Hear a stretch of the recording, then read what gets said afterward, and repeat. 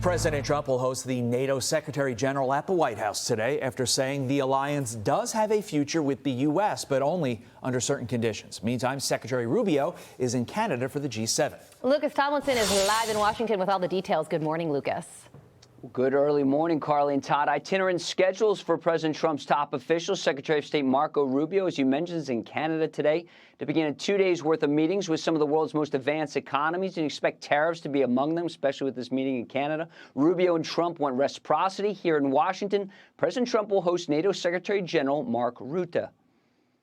NATO has to treat us fairly if they pay their bills and if they do what they're supposed to do. When I first got involved with NATO, as you know, they weren't paying their bills. NATO's expended a lot of that money in fighting this horrible war. It's too bad they had to do that. But they had the money from me. I was the one that got people to pay. The countries, but NATO can be a force for the good, absolutely. Now, President Trump has called on NATO allies to spend 5% of their economies on defense. The U.S. currently spends 3.4%. Russia is currently spending 6% and 40% of its overall budget with help from China. Trump's envoy Steve Witkoff is expected to meet with Russian President Vladimir Putin this week to try and navigate an end to Russia's war in Ukraine after Ukrainian officials agreed to a 30-day ceasefire. Here's Trump yesterday at the White House. People are going to Russia right now as we speak. And hopefully we can get a ceasefire from Russia. But in a financial sense, yeah, we could do things very bad for Russia. It would be devastating for Russia.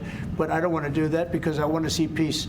And we're getting close to maybe getting something done. Now, last month in Brussels, the NATO Secretary General said the alliance needs to boost weapons production, saying Russia makes more ammunition in 3 months than the entire NATO alliance makes in a year. Wow. Let that sink in, Carly and Todd. Yeah, and that is not good news there. So a very important warning to boost weapons production. But these negotiations, Lucas, are moving full steam ahead with National Security Advisor Mike Waltz meeting with his counterpart. And you said that Steve Witkoff is going to be in Moscow meeting with Vladimir Putin at some point this week. So what are your thoughts on cooperation here?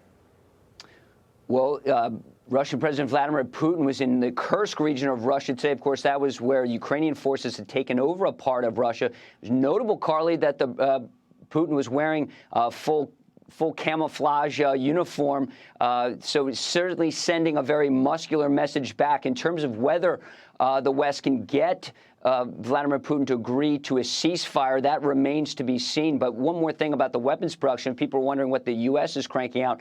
The United States today currently can make 60,000 artillery rounds a month. Russia is making 250,000 artillery rounds a month, just to give you a little idea there. And they're getting a lot of help from China. And just last week, I interviewed Lithuania's defense minister. She says, well, China is helping Russia. Make no mistake. They don't mind seeing Russia take these losses, some 700,000 soldiers killed and wounded and thousands of tanks and armored personnel carriers destroyed. She said that China, while they're helping Russia, also wants to see Russia weakened, Carly. Understood. All right, Lucas Tomlinson, live for us in Washington. Lucas, thank you. Let's bring in Hudson Institute Senior Fellow and Foreign Policy Expert Rebeccah Heinrichs. Rebeccah, good morning to you. So pick up where Lucas left off. Do you think that Russia will cooperate? No, I don't. As Lucas said, it was an interesting response. As soon as the President of the United States and his cabinet announced that there was a deal between the United States and Ukraine to implement a ceasefire, and then you turn to see how the Russians respond, Vladimir Putin, rather than looking, like a peacemaker and a diplomat, he puts on military fatigues. And Russia continued its assault against Ukraine while the United States put that pause on our help for intel sharing. So Russia's not in any way indicating that it's ready for a ceasefire. Yeah, that's right. And the ceasefire is just step one. I mean, getting the 30-day element in is step one. What happens after is even more important. And both sides right now are fighting over this Kursk region to use it as a negotiating chip. And there's a lot of disputed territory over their 600-mile-long front line. So both sides are going to have to give when both sides don't want to. So what happens after the 30 days if they even get to that point? Well, it's important to make the distinction, too. Of course, Ukraine is still in the defensive position, so Ukraine can want a ceasefire all day. But if the Russians continue their assault against Ukraine, Ukraine is going to have to fight back. And so the ball really, truly is in Russia's court. if Russia does not stop its assault against Ukraine, we're not going to have a ceasefire. We can't move on to the next phase, which, as you mentioned, is far more difficult because Russia is demanding that Ukraine completely, quote, demilitarize. But we are seeking, the United States is seeking to make sure that Ukraine is strong, has the weapons necessary to be able to defend itself. So even if the United States turns off our weapons production at some point to Ukraine, Ukraine still has to have their own military capability to defend themselves from further Russian assault. And then, of course, you have the question of potential European peacekeepers in Ukraine. If Russia is going to oppose all of that, we're not going to get to a peaceful solution. Okay, so there's also this. Iran, Russia, and China are going to be meeting in Beijing tomorrow to talk about the future of Iran's nuclear plan. And the timing here is notable because the NATO secretary is going to be at the White House today. And also, Iran just rejected President Trump's offer to negotiate. So what are your thoughts on this meeting happening tomorrow? Quite the trifecta here.